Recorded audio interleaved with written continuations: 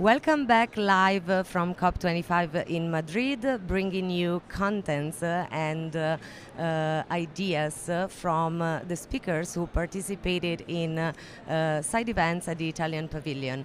Our next guest, I'm very pleased to introduce, is Andrea Maggiani, Managing Director of Carbon Sync. Hi, Welcome, everyone. Andrea. Carbon Sync supports companies to manage their CO2 emissions and is the leading and only Italian reality doing that. So we're very pleased to celebrate your leadership here today. Thank you. Andrea, can you tell us a little bit more about Carbon Sync and what you do? Yeah, Carbon Sync is my it was my dream when I was a student back in the days to really to launch an initiative that can contribute to engage with Italian company in fighting against climate change. So in 2010, together with researchers from Florence University, we decided to launch this idea, and the company now is growing a lot because it's growing a lot the interest and also the awareness of the Italian company on these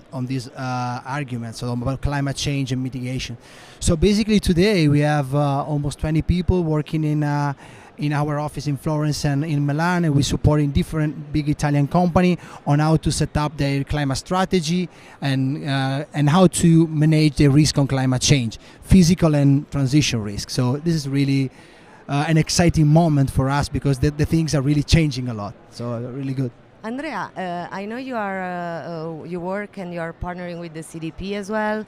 And what is the situation at the Italian level? Like how companies in Italy are taking more action and demanding, hopefully, more support to transition and reduce their environmental footprint? Yes, I think the changing point was really the COP21 in Paris. Yes. So after the Paris Agreement, I think the Italian company also all the initiative around Europe like sustainable finance and the taxonomy, all this kind of initiative really pushed the company to start taking responsibility.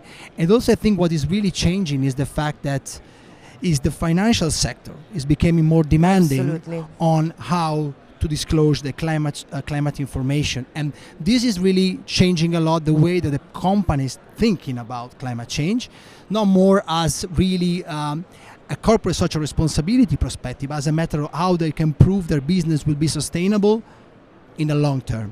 And this is when Carbon Sync come into play. So just really support them in designing the strategy and how to set the target on how to reduce their emission on 1.5 degrees target. So that is really the big challenge in Italy. And also really the concept of net zero emissions, carbon neutrality start taking a big role in that. So how the company can really reduce their emission, how they can take responsibility beyond their emissions on how to fight climate change. And it's very, very important. We always talk about the need to work together as allies, the private sector, institutions, the financial sector, and the civil society, and the tools that you are providing with Carbon Sync are very much a response to that. Andrea, what are you doing in terms of making your work known and research? I know you are launching a report here at COP25. Yeah, no, basically, yeah, we launched the report in October, but here at the COP25 we presented some of the result of.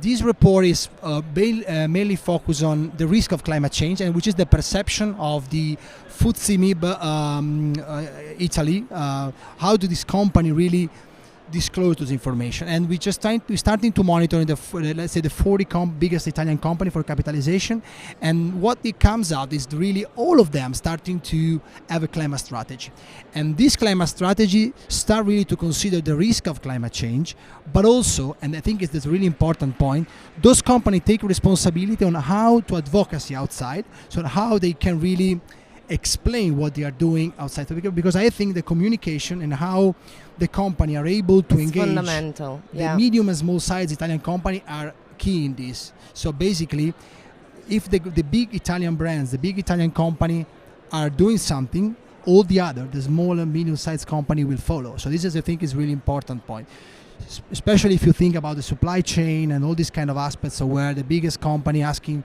to the smaller one to report on this issue. So that is really a huge movement at the moment. May I ask you what are the main sectors or most active sectors, like among your clients and the Italian companies that are applying your tools and your methodology? Yeah. What's the most represented sector? Yeah. I think I think it's really linked with the materiality assessment. So basically, as much as the company have materiality risk on climate change, as much they want to be involved in that. So how much they want to work on this issue. But I see at the beginning was like, of course, oil and gas, energy, utility. But now on with this fashion pact, for example, at G7, Absolutely. a lot of fashion brands starting to take their responsibility, and really also the food sector is starting to take the responsibility. So we see a lot of new sector coming to play a role on this. So for example, also aviation is another one, and transportation. It's very interesting what you were mentioning about the fashion industry. We do work a lot on sustainable fashion with the United Nations Alliance for Sustainable Fashion and with the Chamber of Fashion of Italy, which is really leading by example. And when you think, and this is something that really relates to every one of us, that to produce a pair of blue jeans, you have to use the same amount of water that a person drinks in 10 years. It's really changing perspective, and it's really remarkable that the fashion industry is now also acting on this very important issue. Yes, I think also just to add one point, that the fashion industry are now starting to understand really what there is inside of the product. For example, we see a huge demand of life cycle assessment on products, just to how they can monitor the impact. The supply chain, not only for the production level, but also at the disposal, distribution, and also at the waste management. How this project will be, managed at the end of their life, so the end of life of the product. So it's really interesting to see how the companies start to learn about it. We are at the beginning of the journey in the fashion industry, but the future, I think, is we're going to see more and more Italian brand joining.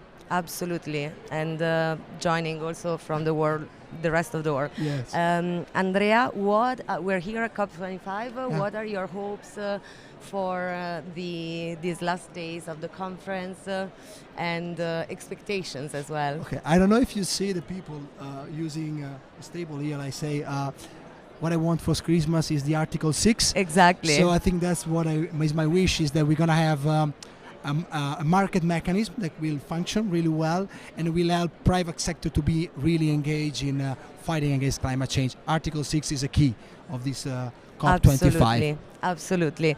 Thank you so much, Andrea Maggiani, Managing Director of Carbon Sync. Please continue to follow us, and we will be back in a few minutes with our next and last guest. Thank you so much. Thank you.